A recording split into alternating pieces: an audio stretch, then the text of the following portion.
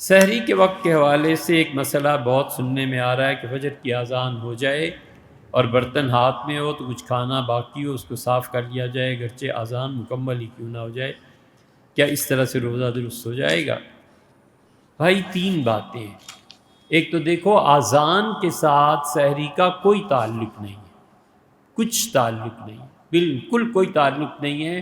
یہ ہماری جہالت ہے جو مجھ سے جوڑ لیتے ہیں۔ مثلا فرض کر لیجئے 4:30 سحری کا آخری منٹ ہے، اذان ہو یا نہ ہو ہمیں اس منٹ میں چھوڑ دینا چاہیے۔ اس کے بعد اگر کوئی آدمی کھائے گا تو اپنے روزے کو مشکوک کر لے گا۔ کچھ مفتی حضرات 30 کے بجائے فرض کیجئے 40 منٹ کا فتویٰ دیتے ہیں، ان کا فتویٰ ہے وہ بھی درست ہے، لیکن کبھی بھی اذان کے ساتھ کھانے کو نہیں جوڑنا چاہیے، اس لیے کہ ہماری اکثر مساجد کے مؤذن جاہل ہیں۔ ایک نے اذان دے دی 5 منٹ پہلے، سارے شہر میں اذان کا سلسلہ شروع ہو گیا۔ ارے یار ابھی 5 منٹ باقی ہیں، 10 منٹ باقی ہیں، تم کیوں اذان دے رہے؟ یہ کام صرف پڑھے لکھے لوگوں کا ہے۔ آج کل ایسا ہو رہا ہے، آج کل اسپیشلی ایسا ہو رہا ہے کہ جیسے ہی شہری کا ٹائم ہوتا ہے ساتھ ہی جانے دینا شروع کر دیتے ہیں۔ یہ تائید بھی فرما رہے ہیں، اور ہے بھی، ہم بھی ظاہر ہے کہ اسی ماحول میں رہتے ہیں، اس لیے ہمیشہ گھڑی کو دیکھیے۔ ان جاہل مؤذنوں کا کوئی اعتبار نہیں ہے۔ جاہل اس لیے کہہ رہے ہیں کہ اسے کیا پتہ ہے کہ اس سے پڑھا ہے کہ کس وقت اذان دیتے ہیں کس وقت نہیں۔ اس لیے ہمیشہ وقت کا اعتبار ہے، ایک اصول یہ۔ دوسری بات یہ یاد رکھیے کہ یہ باتیں شروع ہوئی تھیں اس وقت جب حضور صلی اللہ علیہ وسلم کے زمانے میں حضرت بلال رضی اللہ عنہ اذان دیتے تھے، اور سیدنا بلال رضی اللہ عنہ ایک گھر جو قریب تھا اس کی چھت پہ چلے جاتے تھے، اور بلال رضی اللہ عنہ وہاں بیٹھ کے قریش مکہ کے لیے دعائیں مانگتے رہتے تھے کہ اللہ انہوں نے یہ ظلم کیا، اللہ انہوں نے یہ ظلم کیا، اللہ انہیں ہدایت دے، اللہ قریش کو۔ اور جب وہ سمجھتے تھے کہ اب صبح صادق ہو رہی ہے تو وہ اذان دے دیتے تھے۔ صبح صادق کے لمحے کا تعین کرنا یہ حضور صلی اللہ علیہ وسلم کے علاوہ کوئی نہ کر سکے نہ کر سکے گا، سوال ہی پیدا نہیں ہوتا۔ بس ایک موٹا سا اندازہ ہو جاتا ہے، باقی عین کتنے منٹ اور کتنے سیکنڈ پہ ایک دم سے ایک شعاع آتی ہے۔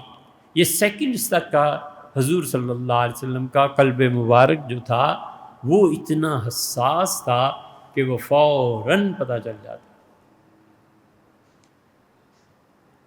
ہم نے اپنے ایک استاد دیکھے تھے، رمضان گزارنے کا موقع ہوا تو حیرت ہوتی تھی کہ وہ صبح صادق، یعنی خیال ہے کہ جو ہی پو پھٹتی تھی وہ ایک دم ہاتھ اٹھا لیتے تھے۔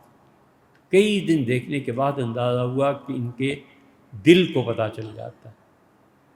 ابن عربی رحمۃ اللہ اپنے چچا کے متعلق لکھا ہے کہ چچا نابینا ہونے کے باوجود تہجد کی نماز پڑھتے تھے، اور ایک وقت آتا تھا جب سلام پھیر دیتے تھے۔ تو ایک دن میں نے چچا سے پوچھا کہ ٹھیک صبح صادق پہ آپ سلام پھیر دیتے ہیں، تو انہوں نے کہا عرش کے نیچے سے ایک خاص خوشبو کے ساتھ ایک ہوا چلتی ہے، اور اسپین میں ان لوگوں تک پہنچتی ہیں وہ ہوائیں جو اس وقت خدا کو یاد کر رہے ہوتے ہیں، تو جو ہی میں سنتا ہوں میں نماز چھوڑ دیتا ہوں کہ اب صبح صادق ہو۔